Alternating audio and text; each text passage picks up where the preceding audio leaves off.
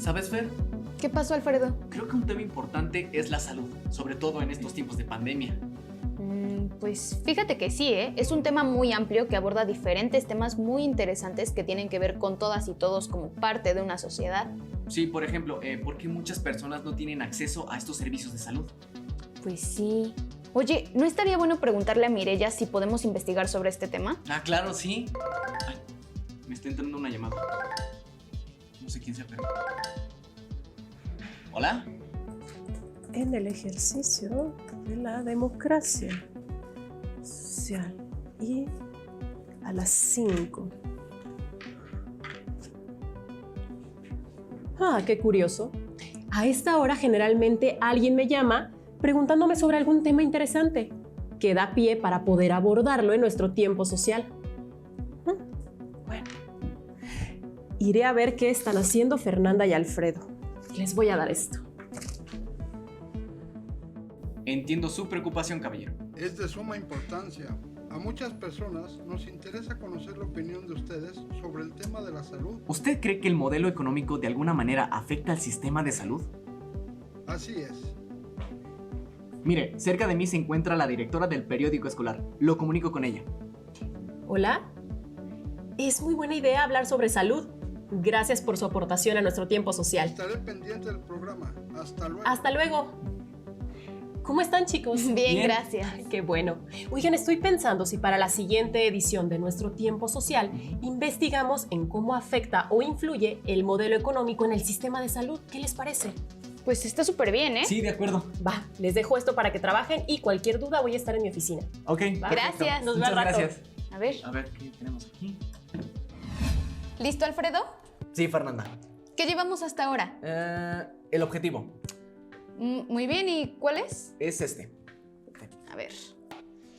Mediante un análisis histórico de las políticas públicas es posible observar los cambios que hubo en los servicios de salud al pasar del estado del bienestar al modo de libre mercado. Es un tema que interesa y preocupa a la mayoría de los ciudadanos mexicanos. En este contexto, definiremos cuáles son los principales servicios a la salud pública en México y quiénes carecen de ellos. Sí, también explicaremos el desarrollo histórico del sistema público de salud en nuestro país, desde la creación del Instituto Mexicano del Seguro Social, el IMSS, el Instituto de Seguridad y Servicios Sociales de los Trabajadores del Estado, el ISSSTE, los sistemas estatales de salud, el Seguro Popular y también el Instituto de Salud para el Bienestar, el INSABI. Ok, y también se hablará de cuáles son los principales retos que enfrenta el sistema de salud en México, sobre todo con el surgimiento de la pandemia de coronavirus a nivel mundial. Bien, pues no traje mi reloj, pero ¿qué hora es? Es la hora de investigar. Ok, busquemos. A ver... Para abrir el tema, vamos con un poco de historia del sistema de la salud en nuestro país, ¿no? Ok, aquí dice que en 1943 se creó el Instituto Mexicano del Seguro Social, que es el IMSS, para brindar servicios de salud a las trabajadoras y los trabajadores mexicanos y sus familias. Así, empleados, obreros y todos aquellos que laboran en empresas o servicios como comercios, turismo, transporte, etc., fueron afiliados al IMSS. A ver, también el ISSSTE o Instituto de Seguridad y Servicios Sociales de los Trabajadores del Estado surgió en 1959. Esta institución se creó para atender a las personas que trabajan en instituciones del gobierno, incluidas escuelas y universidades. El Seguro Popular se creó en 2003 para atender la salud de las personas que no cuentan con servicios en el IMSS o el ISSSTE, o sea, personas que trabajan por su cuenta, como campesinos, comerciantes, músicos, trabajadores de la construcción, vendedores ambulantes. También quienes ejercen un oficio como sastres, boleros, reporteros, conductores de microbuses, pintores, meseros, escritores, panaderos, etc. En 2019, el Seguro Popular pasó a ser el Instituto de Salud para el Bienestar, INSABI, que ofrece servicios de salud gratuitos a las familias no afiliadas al IMSS o al ISSSTE. Estas tres instituciones de salud pública son las más grandes y atienden a millones de personas. Sin embargo, el Sistema Nacional de Salud en México también incluye los servicios de salud privados. La Constitución mexicana dice en el artículo 4 que la protección de la salud es un derecho humano de todas y todos los ciudadanos. Ahora hay que ver cómo se organizan los servicios de salud. Hay 3 niveles. El primero incluye las clínicas médicas, consultorios, laboratorios y estudios médicos de imagen. Este nivel es donde se realizan las actividades de prevención, educación, protección y la detección de enfermedades como diabetes, hipertensión u obesidad. Ok. En el segundo nivel están los hospitales generales que atienden a pacientes que necesitan atención urgente, hospitalización, atención especializada como medicina interna, pediatría, ginecobstetricia o una cirugía. El tercer nivel cuenta con hospitales de alta especialidad y subespecialidades, donde se atienden casos que requieren un conocimiento científico mayor como casos de alto riesgo, procesos con tecnología específica y atención de problemas de salud complejos, por ejemplo, los trasplantes de órganos. Entonces, el nivel que atiende a más personas y requiere más recursos es el nivel 1, ya que es donde se hace toda la labor de prevención para evitar que las personas requieran atención en los otros dos niveles. Ahora, la mayor parte de la atención en la salud la llevan las instituciones públicas que comentamos al inicio, junto con el Servicio de Salud de Petróleos Mexicanos, el de la Secretaría de la Defensa Nacional, de la Secretaría de Marina y los servicios de salud de cada estado de la República, mientras que el sector privado solo le da servicios a las personas que pueden pagar sus altos costos. Hablando de costos, los servicios de salud pública no cobran por sus servicios, por lo que el gobierno federal, los gobiernos estatales y las propias instituciones de seguridad social destinan presupuesto para la adquisición de medicamentos, infraestructura y equipo médico, entre otras necesidades. Por eso, uno de los problemas más grandes para el sector de salud pública es que la mayoría de la población mexicana no está afiliada a un sistema de seguridad social. Según el censo publicado por el INEGI en enero del 2021, en nuestro país hay 32.99 millones de personas que no están afiliadas a ningún sistema de salud. De esa suma, más de 11 millones son menores de 19 años. Casi 20 millones tienen de 20 a 64 años y casi 2 millones tienen 65 años o más. Esto quiere decir que el sistema de salud público está rebasado desde hace mucho tiempo, Alfredo, y con la pandemia del COVID-19 se hicieron más evidentes las enormes carencias. Cuando comenzó la pandemia, por ejemplo, nuestro país enfrentó varios retos para garantizar el derecho a la salud y evitar la propagación del virus. El principal reto fue asignar más dinero para la salud. En 2019, cuando se creó el INSABI, también se eliminaron los seguros de gastos médicos privados que se pagaban con el dinero público para muchos funcionarios. El poco presupuesto y la corrupción han sido los problemas centrales y las causas del mal funcionamiento del sistema de salud en México. Fíjense, en junio de 2020, la Organización para la Cooperación y el Desarrollo Económicos, la OCDE, presentó un análisis de indicadores de salud de 33 países de Latinoamérica y el Caribe. Veamos algunos datos para reflexionar. México tiene 1.4 camas por cada 1,000 habitantes. El gasto en salud por cada habitante es de $1,138, 72% menos que el recomendado por la OCDE, de $3,994. Como se nota en estos números, la salud pública no solo requiere más inversión, sino mejores políticas de salud y cambios desde las instituciones que ayuden a reducir las condiciones desfavorables para millones de personas. Con la pandemia nos dimos cuenta de que no estamos preparados para atender adecuadamente a la población en una situación de crisis. Y lo peor es que esta situación puede repetirse por otra pandemia o una catástrofe natural. Pues es todo lo que llevo, Fernanda. ¿Tú tienes más información? Pues básicamente es todo, Alfredo. Estoy consultando otras fuentes. Ah, perfecto. Entonces te veo en un ratito. Ok. Hola, Fer. ¿Ya tienes tu investigación? Sí, compañero, aquí la traigo. Ah, yo también. Vamos a verla. En la década de los 80, había distintos sistemas de atención médica. Uno de ellos era la asistencia pública, que predominaba en Asia, África y Latinoamérica, o sea, que atendía al 49% de la población mundial. Los hospitales y centros de salud eran financiados con los impuestos. Voy a comentar esto, Fernanda. Para que un gobierno pueda proporcionar servicios como la salud o la educación, por ejemplo, necesita tener ingresos y principalmente los obtiene del pago de impuestos de los ciudadanos. Otros ingresos salen de la venta de productos a otros países, de préstamos internacionales o, como en México, gracias al dinero que los migrantes envían a sus familias desde Estados Unidos principalmente.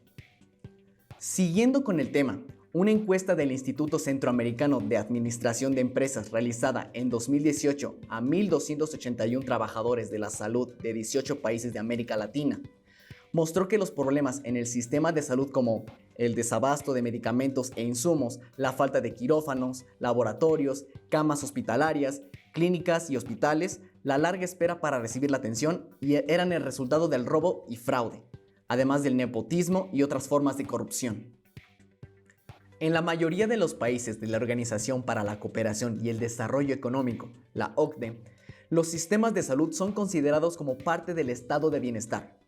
Es decir, que son un derecho fundamental junto con la educación, por lo que necesitan una planeación constante y la asignación de recursos de manera eficaz. Actualmente, el gobierno federal busca establecer un sistema de salud universal en el que todos los mexicanos, independientemente de su condición social, religiosa o política, tengan acceso a los servicios de salud. Garantizar una vida sana y promover el bienestar de todos es importante para fomentar una sociedad democrática y próspera. Pero, a pesar de los avances de los últimos años, todavía persisten desigualdades en la atención médica. Para que México avance a un estado de bienestar, el gobierno federal necesita una nueva estrategia para invertir más y mejor en salud, educación y en la generación de empleos.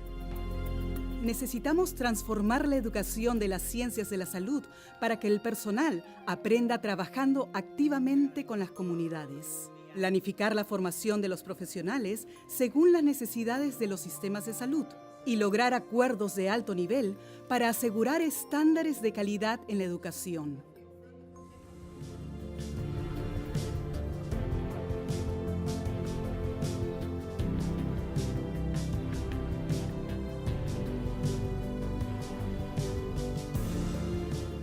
El camino es largo, los desafíos son muchos, pero juntos podemos avanzar hacia la salud universal y lograr recursos humanos para la salud para todas las personas en todos los lugares.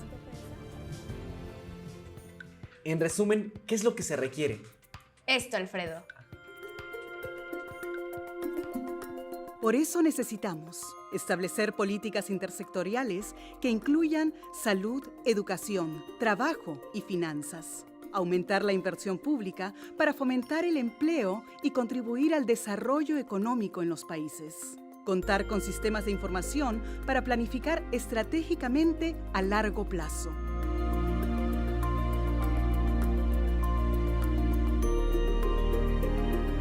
Debemos disponer de equipos interprofesionales que respondan a las necesidades de las personas. Implementar estrategias que los motive a permanecer en zonas remotas y desatendidas. Garantizarles un empleo estable y digno para fortalecer los sistemas de salud. Esta es la parte que hice, pero aún falta algo muy importante. ¿Y qué falta? La opinión de un experto. Doctor, bienvenido al programa. Muchas gracias, primero que nada por la invitación y estamos aquí a sus órdenes. ¿Considera que nuestro país ha avanzado en materia de salud? Definitivamente no podemos decir que no, ha tenido un avance, pero este avance no ha sido sustancial ni significativo. Hay diversas normas internacionales que avalan una realidad en el ámbito de la salud y que México, por diferentes circunstancias, no lo ha podido hacer, y sobre todo en estos tiempos de pandemia, que llegó la pandemia en un momento en que el sector salud estaba en cambio, en crisis, y eso de alguna u otra manera impidió que hubiera un desarrollo normal del sector. ¿Qué es lo que hace falta para que nuestro sistema de salud no se vea rebasado? Definitivamente contar con mayor presupuesto. Por el contrario de la política aplicada, se necesitan más médicos, se necesitan más enfermeras, se necesitan más institutos en el interior del país. Desafortunadamente, los centros COVID que surgieron para frenar la pandemia, pues tenían una fecha de caducidad, y como lo vimos, como el que estaba en el autódromo, hermano Rodríguez, que se deshizo, y si bien los instrumentos, el personal y todo lo demás fue repartido a las instituciones de salud no es suficiente.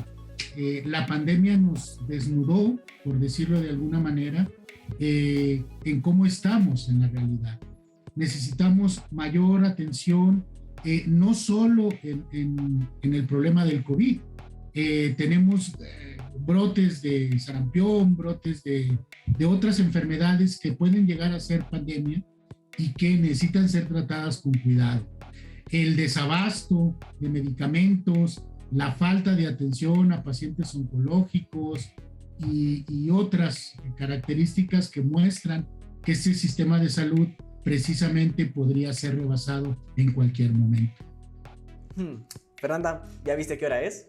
¿Qué hora es? Es momento del dato. Ok. La salud pública de México es resultado de una política construida durante varias décadas. Cada gobierno la reformula, pero se necesitan cambios más profundos. Como ya se mencionó, el sistema comprende dos sectores, el público y el privado.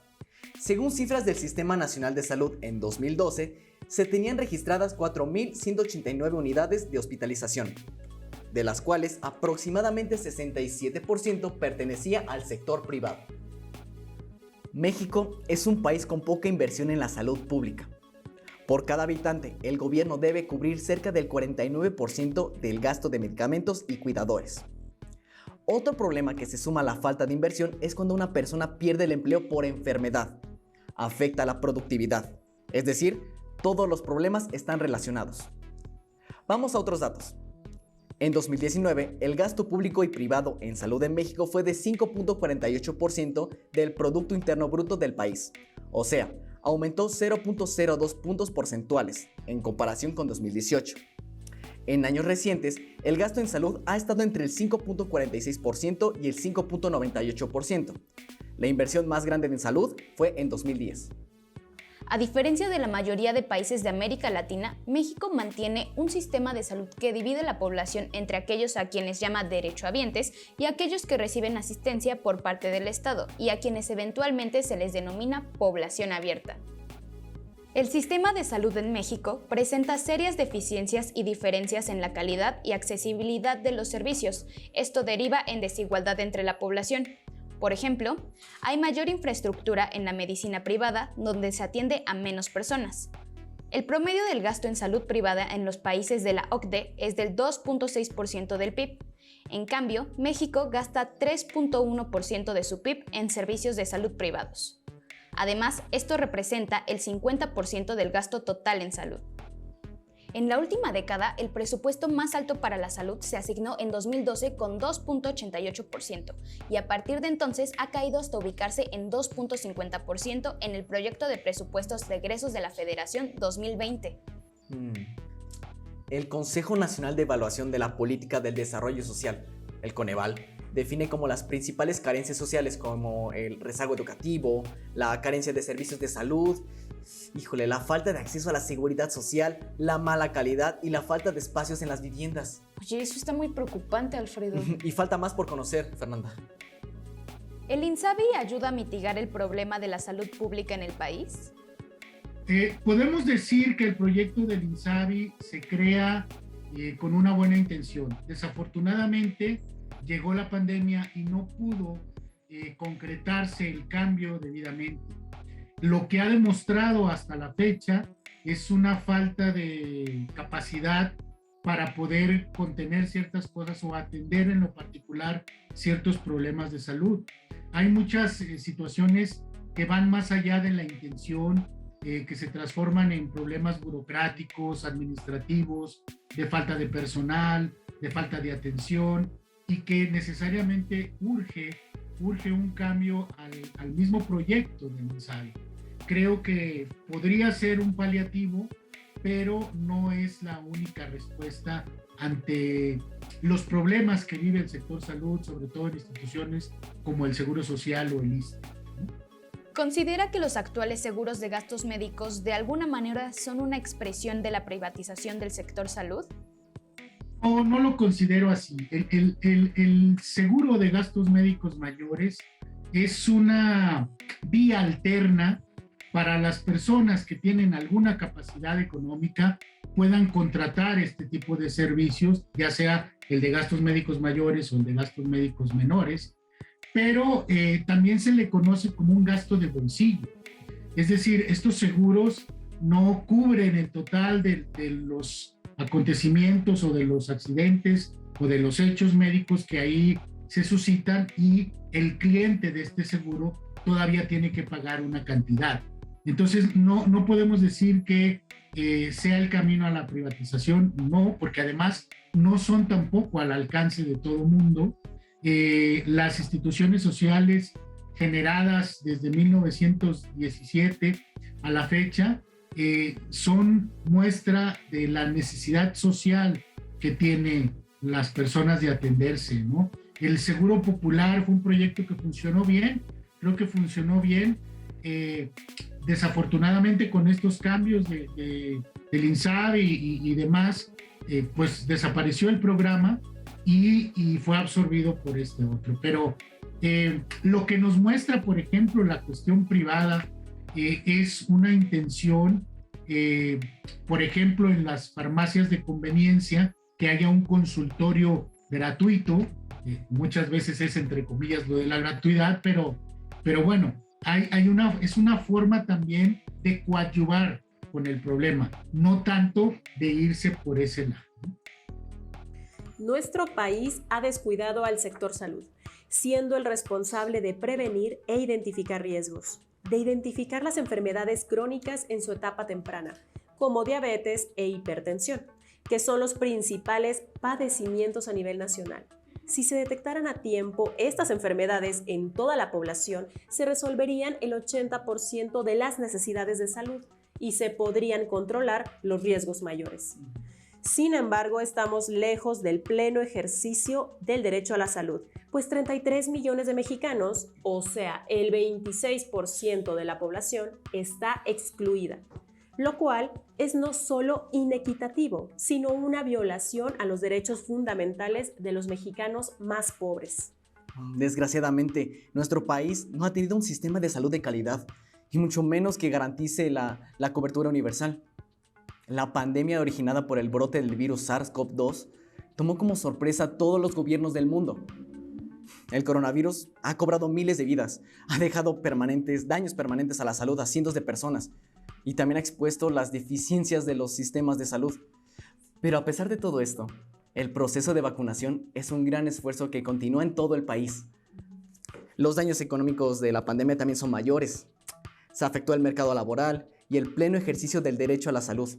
Y el porcentaje de quienes tenían acceso a los servicios de salud y lo perdieron debido al desempleo creció por arriba de lo registrado durante los últimos 14 años. Un sistema de salud universal en México requiere de un modelo de atención centrado en la atención primaria y la atención preventiva, que atienda las necesidades de la salud de la población de manera eficiente y sostenible. Para reducir la dependencia del sector hospitalario, también debe fomentar una atención integral para mejorar las condiciones de salud de las personas hacia el largo plazo. Las reformas realizadas en años recientes han sido insuficientes para resolver los problemas del Sistema Nacional de Salud. México se encuentra ante la necesidad de garantizar el acceso universal y efectivo a los servicios de salud, reorganizar a las instituciones de salud y generar los instrumentos normativos, técnicos y financieros que hagan operativo el sistema y hacer plenamente efectivo el derecho humano a la salud de los mexicanos. Claro que sí, Mireya, tienes mucha razón. ¿Qué te pareció el trabajo? Ya sabes que cuando investigamos damos lo mejor de nosotros. Sumamente interesante, chicos. Fue fantástico. Muchas felicidades. Muchas gracias. Y ustedes, amigas y amigos, no olviden seguirnos en nuestras redes sociales. Y recuerden, en nuestro canal de YouTube pueden ver nuestras emisiones pasadas para que sigan aprendiendo. Muchas gracias por acompañarnos en esta transmisión. Hasta la próxima.